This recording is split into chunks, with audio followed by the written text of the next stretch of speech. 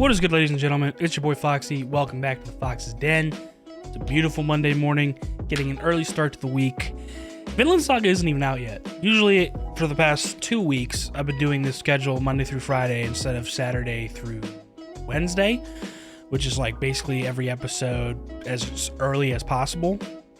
But I realize it's kind of unrealistic because on the weekends I'm usually busy, either with family, friends, and also just kind of some of the events that's been happening for the past couple weeks, and even this coming weekend for the Super Bowl. This past weekend was my mom's birthday, yada yada yada. So we've been on the schedule of Monday through Friday for a little bit, and I've just gotten up early today for Monday, and Vinland Saga, the new episode isn't even out yet. But that's usually what I would do, is I would get up, record, edit, upload for each episode throughout the week, Monday through Friday. So usually I'm doing, My Hero Tuesday, get up, record it, upload it, blah, blah, blah, blah.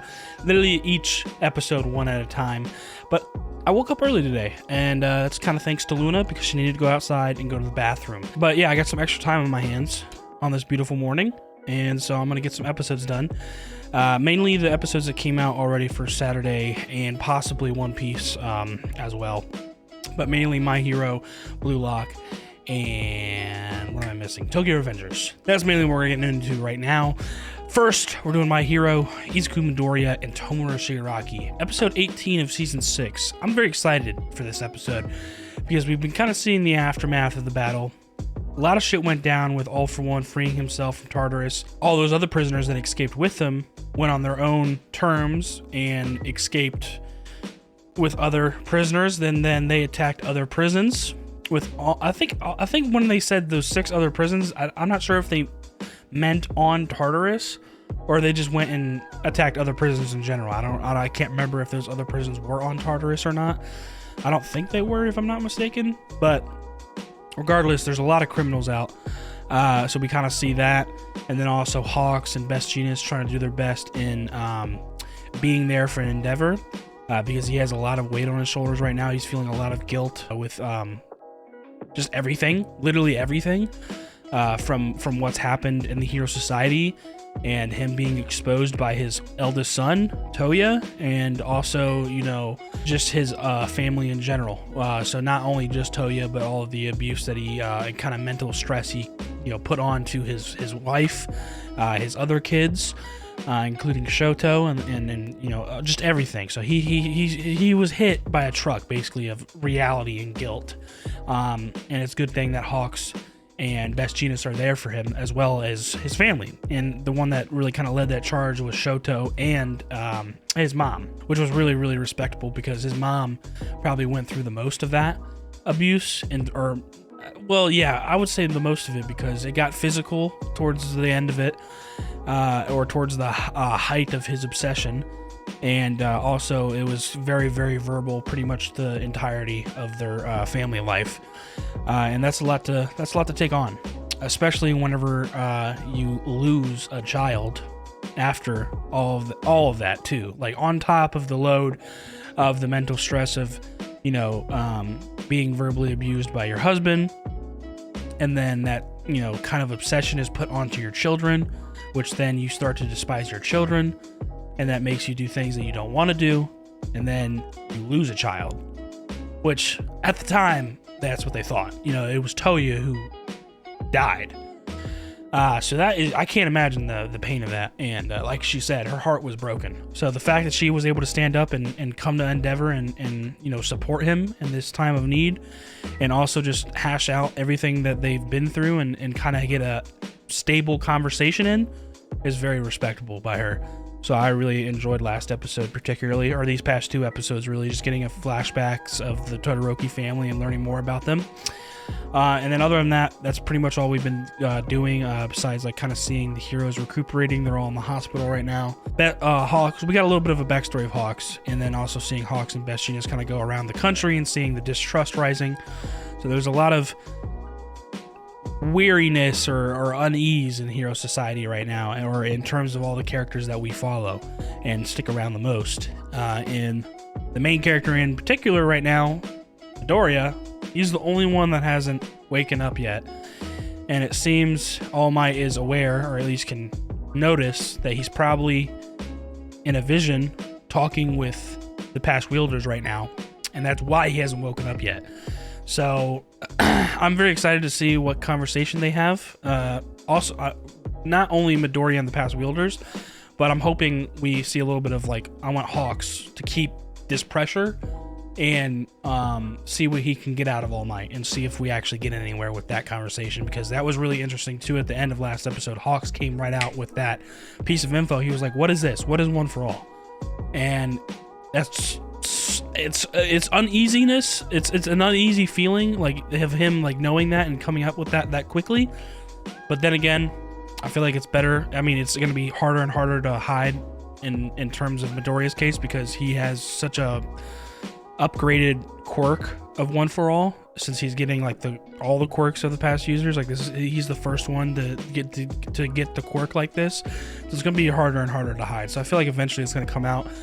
Plus, it seems like it's, you know, it's going to be really hard, because I mean, if it's even coming out to like a reporter's noticing the phrase and they're trying to get answers in the media, I mean, that's kind of bad. You know what I'm saying? So I'm excited to see if Hawks keeps on this pressure and see if they actually figure out anything, what they want to figure out about One for All through a conversation with All Might, since they're outside of his room right now. So yeah, that's what I'm expecting. If you guys enjoyed the reaction, please leave a like down below, comment, and subscribe if you're new. There's plenty more on the way. Hit that notification bell so you know when the next video is coming. And for right now, we're getting into this episode. Episode 18 of Season 6. Let's get it. Oh, he can sense himself, too. And that, yeah, see, because he hasn't woken up yet. That's still like the first thing on his mind. He hasn't gotten any of the news that we got already either. Yeah, oh God, they were like, yeah, nah, come here real quick. We get to. Oh shit, everybody's here, baby. Let's go.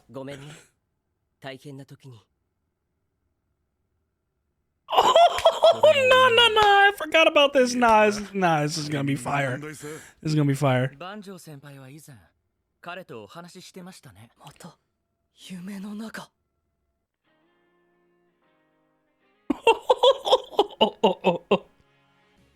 It's gonna be a good fucking episode.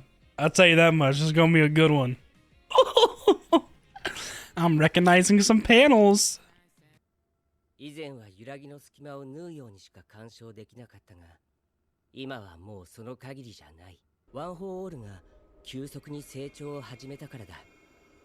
Ooh. Yo, no, it's gonna be a fire episode for info.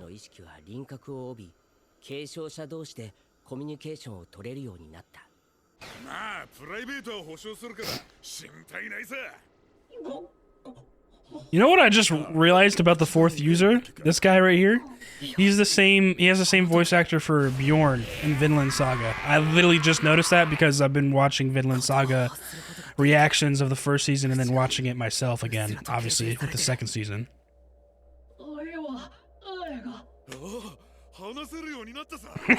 He's like, yes, you can speak. Oh shit, who's this motherfucker? Nah, this is gonna be a fire episode. This episode's gonna be lit.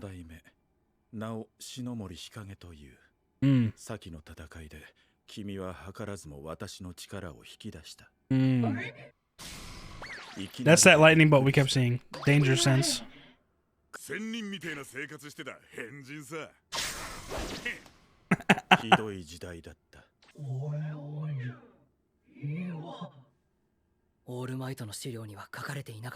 Oh, this is that conversation that Bakugo and All Might had on why it's crossed out and whatnot. Huh?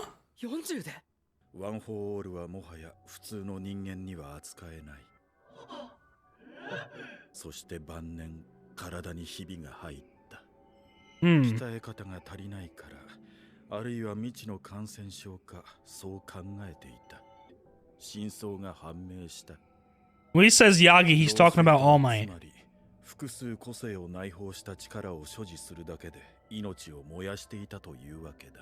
It's because you have multiple quirks.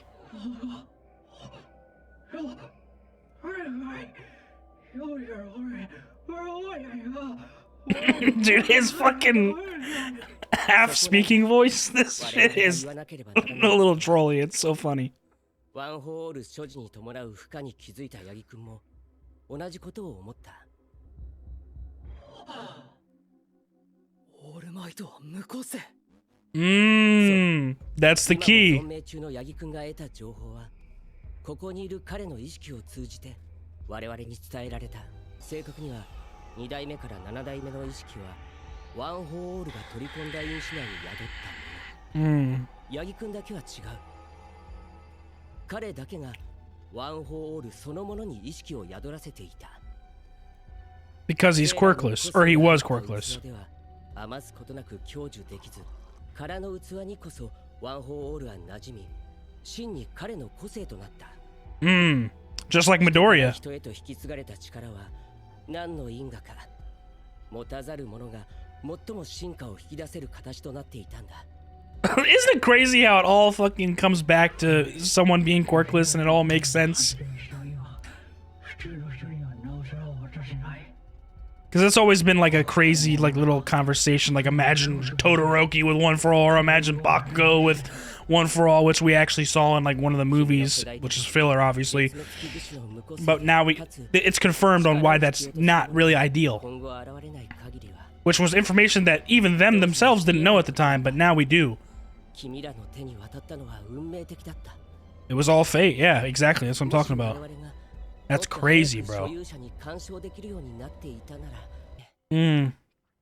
glad. That's interesting, and they were talking about that, and then showed Night Eye there, because Night Eye was really advocate for Mirio, but that would have been actually disadvantageous for Mirio because he already has a quirk, so he wouldn't have lived a long life.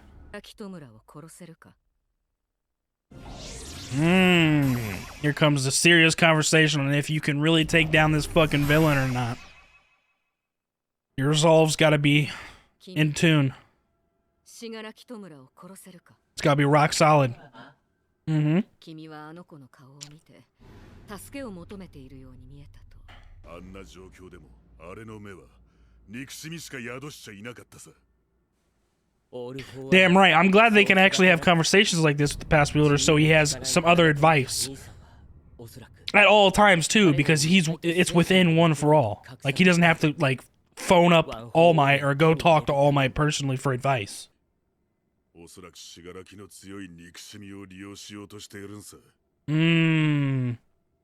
That's why he's always been so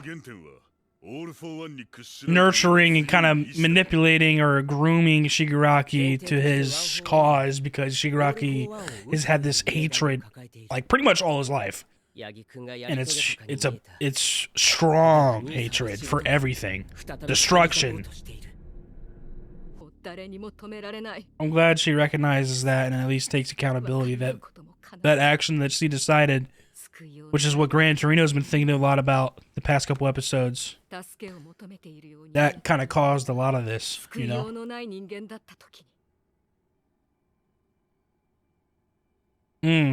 They're really making sure with his resolve, right? Because most of these heroes and young kids want to save people, not kill people. But with Shigaraki, bro, you can't fuck around.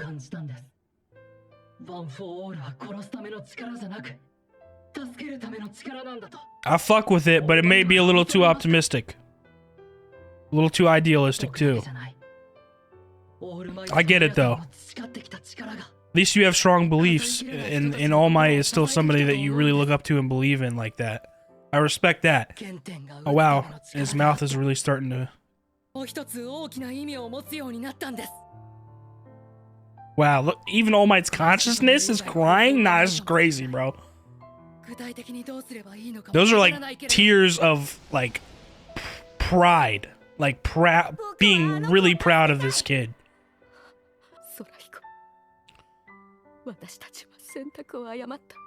Damn, yeah, see, she really feels that fucking regret for fucking... okay, see, it's like a double-edged sword. They made that crazy decision, which kind of caused this and this and that over the years, you know, by her abandoning her kid, and then in turn, the grandchild kind of being abused and turning him into what he is today. But look at the apprentice they got. This fucking kid has got some resolve, even if it is on the optimistic side. He knows what he wants to do and wants to accomplish.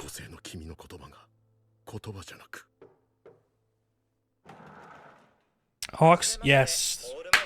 Yes, please. Right out with it.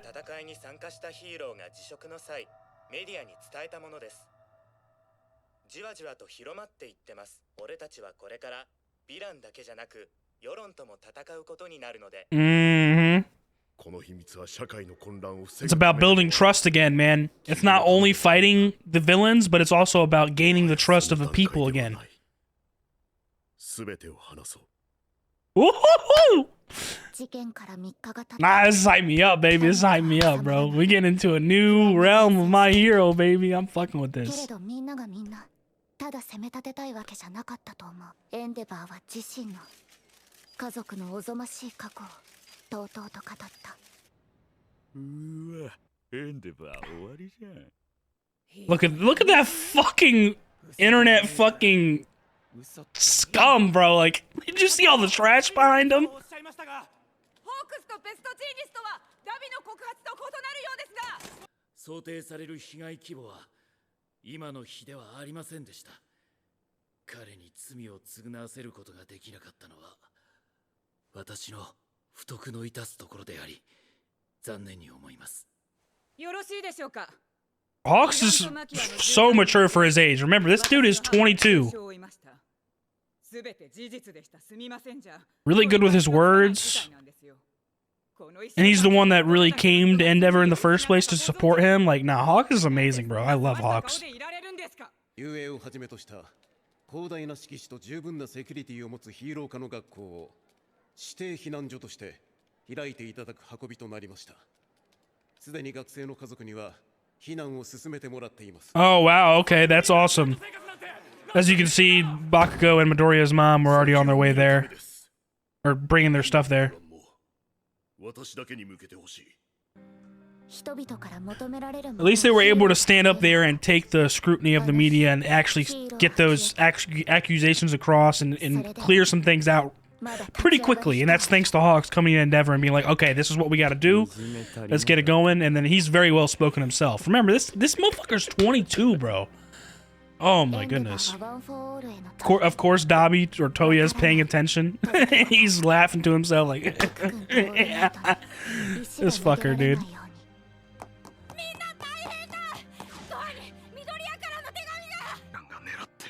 Oh, wow. Wow. This episode is moving way more quickly than I thought.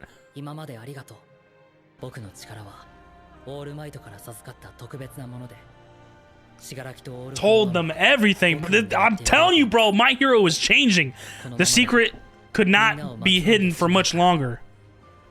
And he realized this, as well as All Might, and that's why he relieved that information. It's more important now than ever that we actually know everything and have all this information. But this is crazy. Look at this. He's taking everything on his own. Oh, it's still not over yet?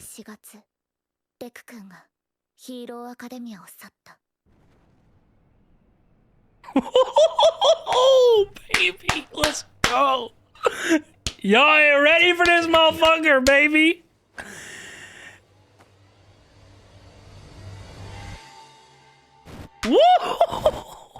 Woo! Amazing episode. Amazing episode. They drove us into that so smoothly with all the info. Kind of quick, good pacing of the resolution of that arc. And now we go into the next. Officially. This is a new My Hero, baby. We're getting to a new realm of My Hero. Amazing. Ah, so good. Alrighty, guys. What another amazing episode of My Hero. That episode in particular was really, really good. Just because we can see now that this is pretty much the official, like, transition episode from one arc to another. Just by showing that last little credit at the end where it says the final chapter starts now. And that's basically where the transition starts for like basically what that means is that we're going into the final arc of My Hero. Now, don't get too worried, or don't worry. We got plenty left. There's so much left. There's like so much stuff that goes down. I mean, this is what, season 6, so I wouldn't be surprised if there's a 7, 8, 9 at least. Maybe, I don't know if we get the double digit seasons, but I'm thinking at least 7, 8, 9, because I mean it's not even over yet. It's not, the manga's not over yet. It's still going. But in terms of like final arc, like there is so much that happens from this moment to where it's at now, and then even beyond that, because it's not even done yet. So just because it says final chapter and that means final arc doesn't necessarily mean it's going to be like, oh, this is we got a little bit left and that's it. Like, nah, there's a lot left. There's a lot left. A lot of build up and a lot of other stuff that goes down in this final arc, and you guys are gonna love it, because this shit coming up, dude. Like I said, bro, this season is definitely, in my opinion, the best season yet in terms of the action and just everything that goes on in a hero society, and really getting to the nitty gritty of being a hero, especially in this time where like villains are starting to gain their momentum again. This is definitely the best season yet in terms of all that action, plot, and drama, all that stuff, info. I mean, everything. So I have no complaint with that, and it definitely feels like that ever since we started the season. So this is definitely the best season yet, but this is just the beginning, guys. This is just the beginning of some greatness, bro. And if you guys are loving it so far, then you're going to continue to fucking just dive down this rabbit hole as these seasons continue to come out and the animation continues to come out. Like, it's just so good. Like, there's so much left, and if you've enjoyed it thus far from the beginning of the show, or even like if you agree that this is the best season yet and you've been watching it from episodes 1 to now, bro, you're gonna fucking love what's to come. And I'm so excited. They did that episode really, really well. Let's kind of try and backtrack what we've all seen, because like I thought, we were getting into a conversation with Midoriya and the past wielders, and then eventually we got into a little bit of a conversation, or at least seeing Hawks and Best Jeanist come into the room and confront All Might and mention what they want to talk to him about. But in the beginning of the episode, or pretty much for the first half of the episode, was mainly centered around the past wielders and Midoriya, and them conversing. And Midoriya slowly but surely being able to actually converse with them in this realm, because his mouth has been covered up for so long, and it's only been parts of his body that have been coming together, or revealing itself in that realm. But he's getting more and more of it, and then so much this episode where he could somewhat talk and at least get his thoughts across and converse pretty simply in the beginning, and then towards the end of the conversation his mouth was completely revealed and he could talk effortlessly. So this is great going forward in terms of being able to converse, get advice, and have multiple points of views and thoughts on what to do, where to go, planning, all that stuff. Like, Midoriya is going to be absolutely insane now. But kind of like what they were talking about, they were just kind of explaining how One For All has gone through some rapid growth in the past couple months, and that's why the past wielders were able to sort of converse the way they do now with their consciousness, as well as All Might's consciousness. All Might's consciousness is already there, at least from the time that he had the quirk. We see that we're in this room with Midoriya and all the past users, and they start having a conversation about explaining One For All, how it's rapidly grown. Also, kind of what they've learned about One For All over the years and over through the past users. So one of the main people that were talking was the 4th user that had One For All, who really, really trained his body before he even acquired the quirk, like really prepared before he even gained it. The explanation about his death was kind of crossed out, and like they didn't really know what his death was about, and like this was kind of a conversation that Bakugo and All Might was having, or were having earlier in the season. At some point, or earlier, like shit, this could be like even before this season, but we had a flashback earlier in the season where they had some training going on, and All Might and Bakugo had a conversation about the specific death of this person and why it's crossed out, and like, are you hiding something? Like, Bakugo was basically trying to see if All Might was hiding something, and if it is something that Midoriya should know about. So they have this conversation where the 4th user goes on to explain like he asked him, like, do you know about my death and like how I died and whatnot? And Midoriya was like, oh, you're the fourth user. So he thinks back to the notebook, and it's like, oh yeah, it's crossed out, or we don't know about it. And he goes on to explain that he died of old age. And it's like, old age? The fuck? Because he died at 40. We knew when he died. He died at 40 years old. But old age, what the fuck? But that's what the assumption that they were going off of, because they started, conversing with All Might's consciousness, because All Might was somebody who wielded the quirk for 40 years, and he's passed it down to Midoriya, and he's still alive. He hasn't died of old age, even though he can't use his quirk anymore, or he's not capable of being a hero anymore. He's still alive. He's not dying of old age. He looks fine. He's still a teacher. He's still an adult. Like, he's not able to really protect people like he used to, but he still has insight and knowledge and is alive and well. So it's like, he wielded the quirk for 40 years and never had a problem, didn't have this aging problem, or didn't experience the same symptoms that the fourth user did, which I think his name is Shiminon, something like that. I can't remember his name exactly, but the fourth user. So they start kind of thinking about it, and it's like, oh, okay, what's the difference between the two? And it's like, oh, All Might was quirkless. So now the fact that One for All has gotten to this point where it's mixed so much with different users, and it keeps on getting passed down, it's gotten to a point where it's grown so rapidly where it requires really a quirkless human being. Because if you give it to somebody who already has a quirk, the fact that you have multiple quirks, that starts to convolute just like your human body. Like, it's not really capable of holding all of that power. So your aging process, or your physical aging of your body, is just accelerated, pretty much. That's what it seems like to me. And it makes sense, because like that just like goes to show like why Nomu are like so like look the way they are, and they're kind of like mindless unless you like really work on them like Garoki did, because the more quirks you put on them, the more and more like kind of like brainless they become, unless they're like the high end. But other than that, the basic Nomu, they're just kind of like brain dead, like zombies that have multiple quirks, but like, what is it really worth, So we finally learned that piece of information, which is really interesting, and that kind of ties the whole story together, because from the beginning we knew this is where the story started. We started with this main character who was a quirkless human being, and he really wanted to be a hero as much as possible, but he knew deep down that he probably wouldn't be able to because he was quirkless. But then all of a sudden, this one day changes his life forever, because he tried to save his best friend, or really what's become his best friend and his rival, but at the time they were like bitter enemies, because Bakugo like was like a bully, and like he was like kind of an asshole at the time. But Deku's always been this very assertive like person that really wants to accomplish what he wants to accomplish, even if it seems like it's fucking impossible.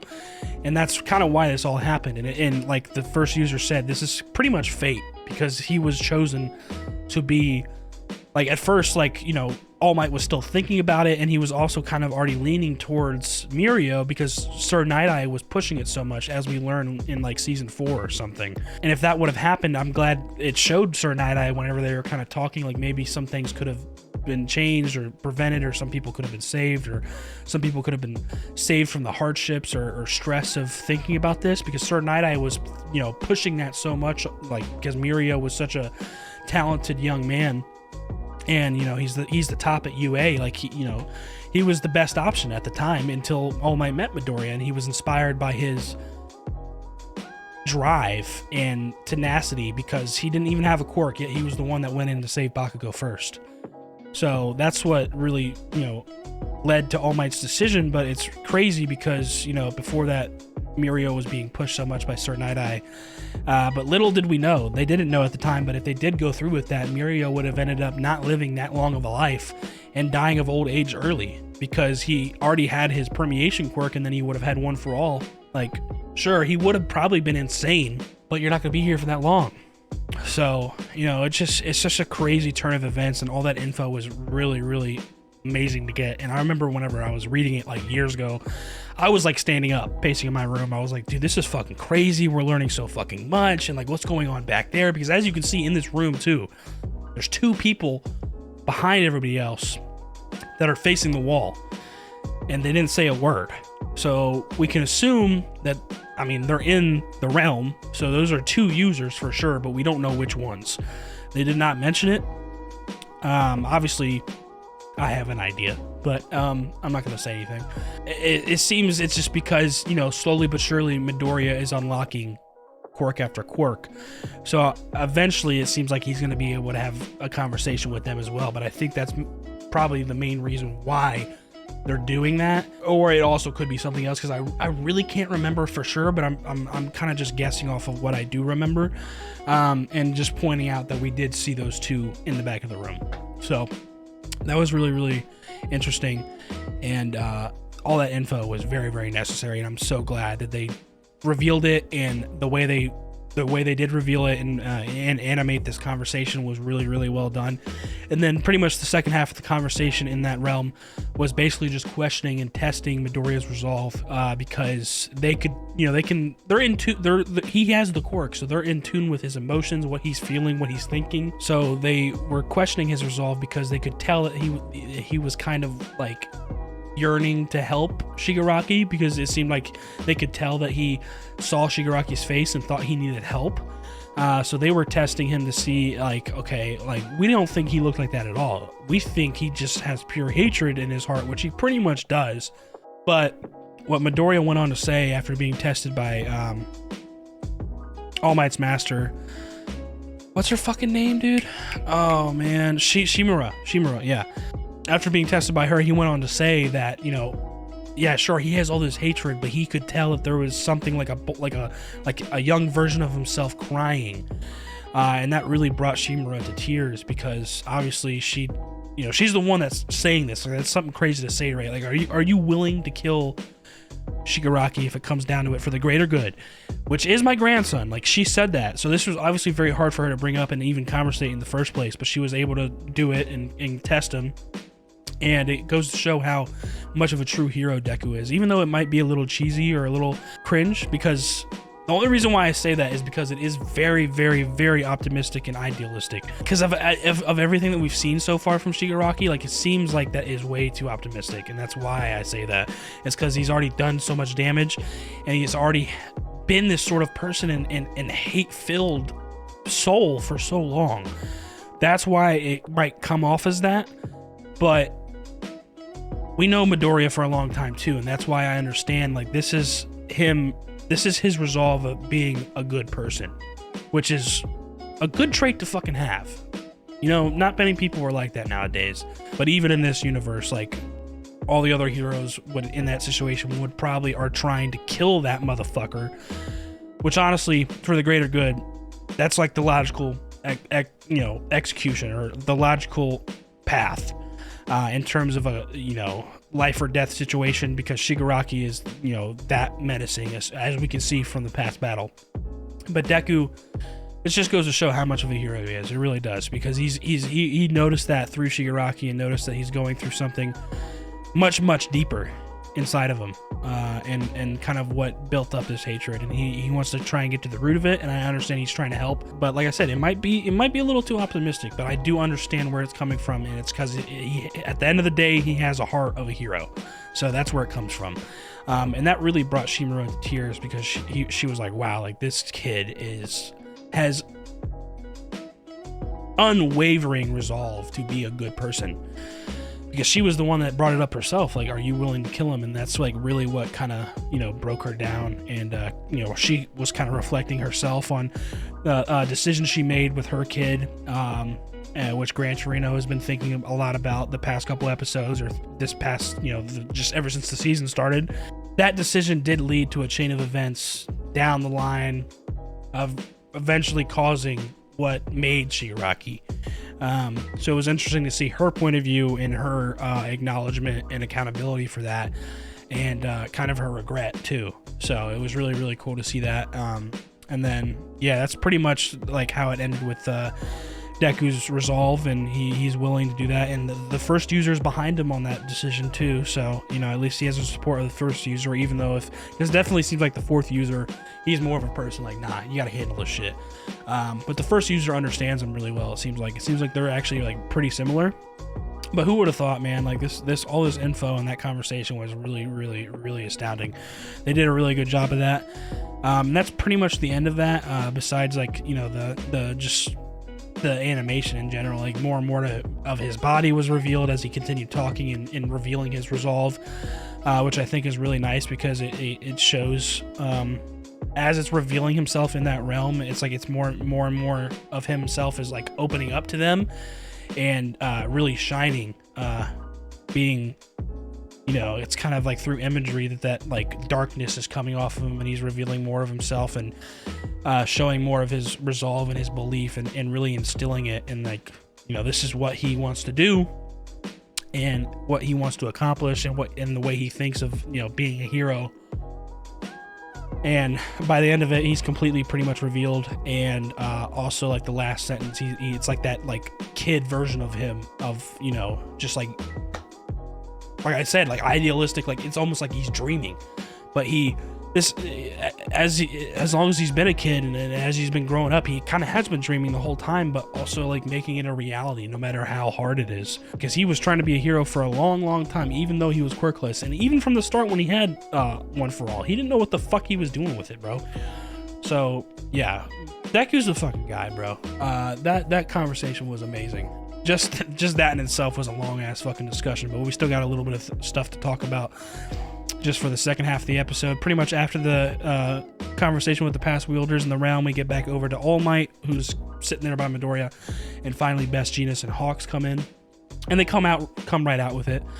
They're like, "Oh, we want to talk to you about something. I'm gonna get right out. You know, I'm gonna cut to the chase. I'm not here to, you know, fuck around." And Hawks was pretty blatant about that. He was like, "You know, we want to talk about One for All and Midoriya's case, and, you know, how he's doing and whatnot." And you know, All Might's at first just like, "Oh shit," you know what I'm saying? But Hawks mentions the pressure of the media, and, you know, that Shigaraki was targeting Midoriya, and they want to get all of their info aligned and actually, you know what the hell's going on, and be really as a team, because that's the biggest thing they need right now. They're not only, like, as Hawks said, we're not only going up against the villains now in terms of fighting them, we're also going up against society in terms of gaining their trust back. So it's a big battle now.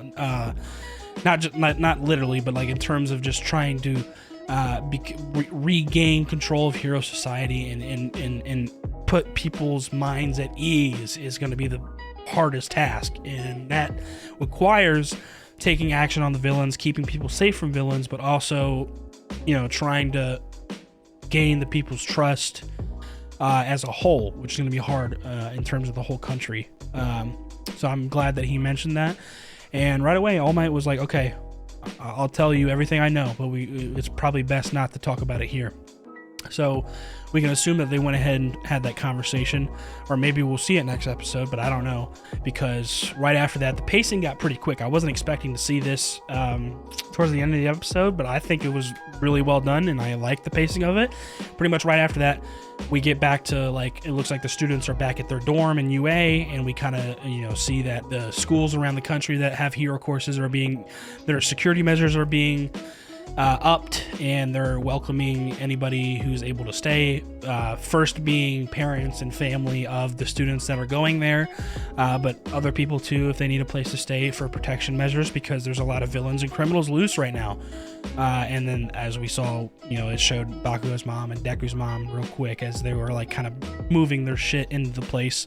I think that's as Hawks was talking and explaining things, but, like, right after that, we see the students are back at their dorm in UA, and everybody's got a letter, and it's from Deku, you know, a personalized letter for everybody, and he basically explains everything that his secret about his quirk. It was passed down from All Might, and, you know, it's probably best to reveal it now rather than later, because, you know, he feels like since he's being targeted by Shigaraki and All for One, he has to, you know, be on his own to kind of, like, protect his friends in UA, because if he's there with the civilians and his mom and the rest of them, that's like a fucking battleground, bro, because he's there.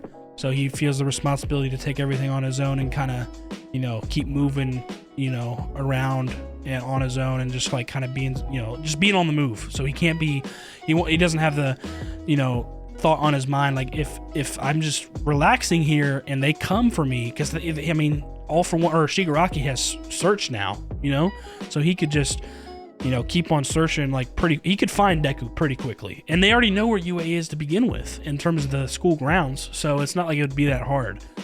So he's trying to stay on the move so he can protect everybody by not being there, essentially. But yeah, he reveals everything to them about his secret, his quirk, and it being passed down from All Might, and how it has different properties and this and that, and just thanking them for everything, and basically saying goodbye because he feels like this is what he needs to do.